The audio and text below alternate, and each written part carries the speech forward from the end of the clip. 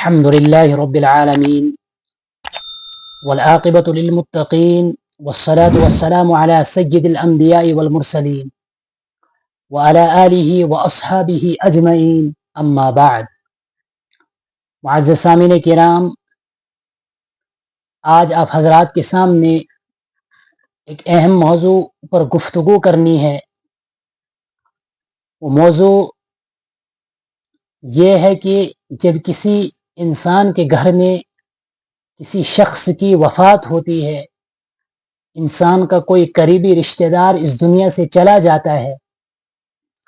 اس وقت جہاں دیگر رسومات ہم کرتے ہیں، انہی رسومات میں سے ایک رسم جو ہے اور ایک بدعت جو ہے وہ یہ ہے کہ جب ہم مردے کو کفن دے کر، غسل دے کر جنازے کو تیار کرتے ہیں اور جنازے سے فارغ ہو کر اس کو قبر کی طرف لے جاتے ہیں یا اس سے پہلے اٹھاتے ہیں، تو اس وقت جتنے بھی میت کے ساتھ لوگ ہوتے ہیں آگے پیچھے، وہ تمام تر لوگ زور زور سے بلند آواز سے ذکر کرتے ہیں. بعض قرآن کریم کی تلاوت کرتے ہیں، بعض کوئی اور ورد کرتے ہیں، یعنی مختلف قسم کے اوراد اس وقت انسان کرتا ہے. کوئی کلمہ طیبہ کا ورد کرتا ہے، کوئی سورہ ملک پڑھتا ہے بلند آواز سے.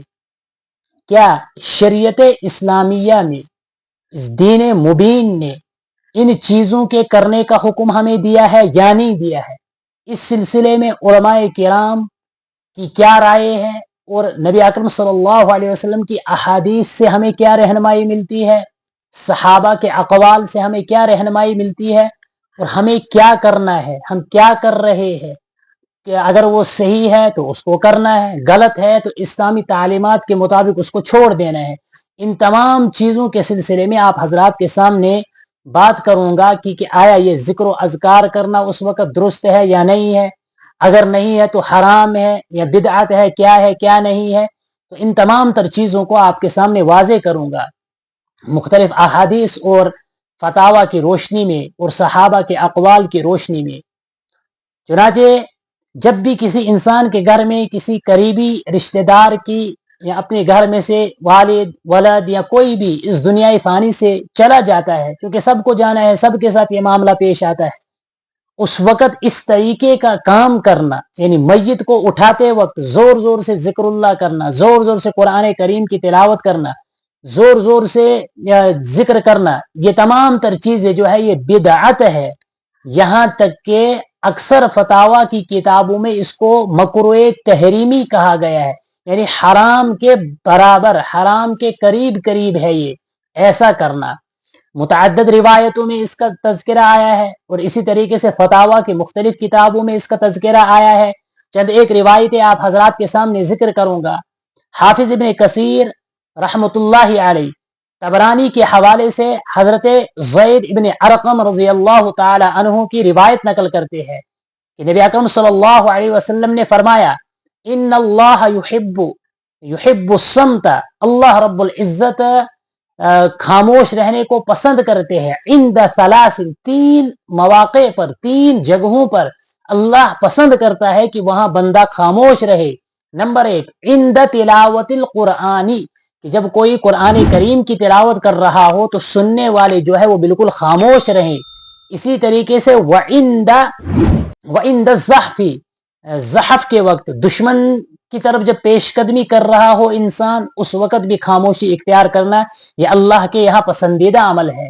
وعند الجنازۃ، اور تیسری چیز جو ہے وہ یہ ہے کہ جنازے کے وقت خاموش رہنا، مطلب جب جنازے کو لے کر ہم جائیں، جنازے کو اٹھائیں، اس وقت خاموش رہنا یہ اللہ رب العزت کے یہاں محبوب ہے، کہ نہ تو ہم جنازے کے پیچھے، نہ جنازے کے آگے، نہ دائیں بائیں بلند آواز سے اولاد کریں، آواز نہ نکالنا، یہ اس وقت بہترین عمل ہے اللہ کے یہاں.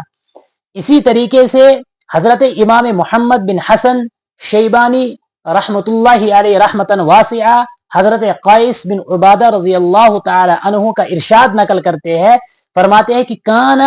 اصحاب رسول اللہ صلی اللہ علیہ وسلم، کہ حضرت نبی اکرم صلی اللہ علیہ وسلم کے صحابہ جو تھے یکرہون الصوت عند ثلاث، کہ حضرات صحابہ کرام جو ہے 3 جگہوں پر آواز، بلند آواز سے آواز نکالنا، کوئی کلمہ پڑھنا، تحریر پڑھنا، یعنی کچھ بھی کرنا، آواز نکالنا جو ہے اس کو مکروہ سمجھتے تھے اور مکروہ کہتے تھے۔ نمبر 1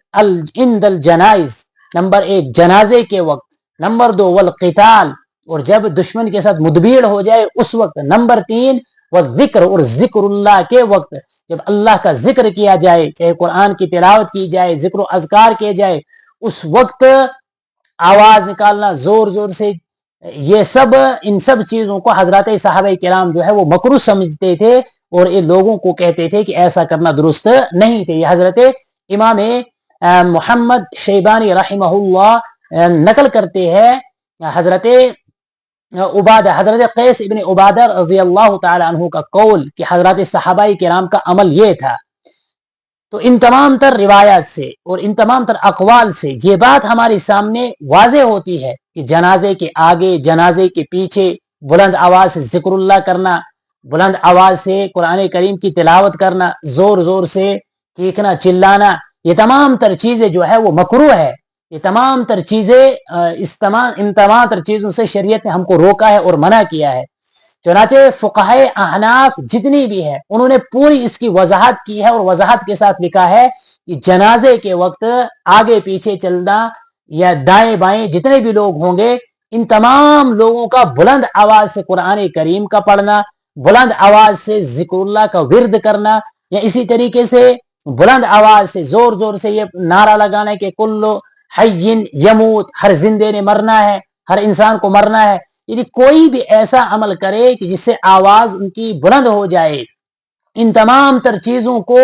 اگر کوئی انسان انجام دیتا ہے، یہ نعرے لگاتا ہے، تو یہ تمام تر چیزیں جو ہے مکروہ ہے، اور وہ مکروہ بھی مکروہ تحریمی اور بدعت ہے۔ یعنی ایسا کرنا کہیں بھی نہ تو احادیث سے ثابت ہے، نہ تو فقہائے کرام کے اقوال سے ثابت ہے، نہ صحابہ کرام کے اقوال سے ثابت ہے، نہ کسی فتاوی کی کتاب میں ہے، یعنی کہیں پر بھی ایسا ہمیں نہیں ملتا ہے کہ ایسا کرنا ہے، یہ کہیں پر ہمیں نہیں ملتا، بلکہ جہاں پر بھی ملتا ہے وہاں اس چیز سے ہم کو روکا گیا ہے۔ اور یہ رسم جو ہے، یہ بدعت جو ہے ہمارے معاشرے کے اندر بہت زیادہ عروج پر ہے، ہمارے معاشرے کے اندر پھیلی ہوئی ہے، اس نے اپنی جڑوں کو مضبوط کر لیا ہے کہ جو ہی ہم جنازے سے فارغ ہوتے ہیں، میت کو اٹھاتے ہیں، زور زور سے ذکر اللہ کرنا ہم شروع کر دیتے ہیں۔ یہ سب کچھ جو ہے اس تمام تر چیزوں سے منع ہے، کیا گیا ہے، شریعت نے ان تمام تر چیزوں سے ہم کو روکا ہے۔ چنانچہ فتاوی عالمگیری میں ہے، ایک فتاوی کی ایک بڑی کتاب ہے، اس میں ایک نقل کیا ہے انہوں نے، عبارت میں آپ کے سامنے ذکر کروں گا اس کی کہ وَعَلَى مُتَّبِعِ الْجَنَائِزِ الصَّمْتُ، جو بھی جنازے کے متبعین ہوں گے، جنازے کے پیچھے پیچھے جو چل رہے ہوں گے، یعنی جتنے بھی لوگ ہوں گے، ان تمام لوگوں پر لازم ہے کہ وہ خاموش رہے، اور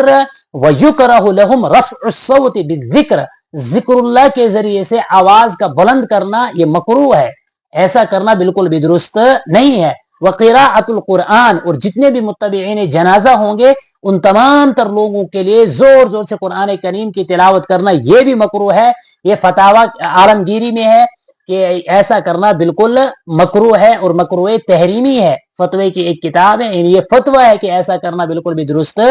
نہیں ہے۔ اسی طریقے سے امام سراج الدین اودئی رحمت اللہ علیہ فرماتے ہیں کہ رفع الصوت بذکر اللہ، رفع الصوت بالذکر وقراءۃ القرآن،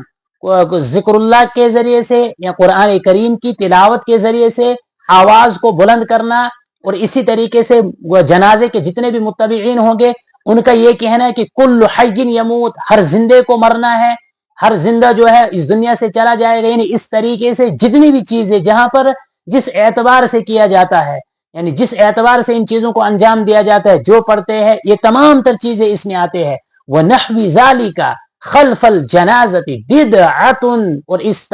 جیسی تمام تر چیزیں جنازے کے پیچھے پڑھنا بدعت، یہ بدعت ہے، ایسا کرنے کی بالکل بھی گنجائش نہیں ہے۔ فتاوی سراجیہ میں ہے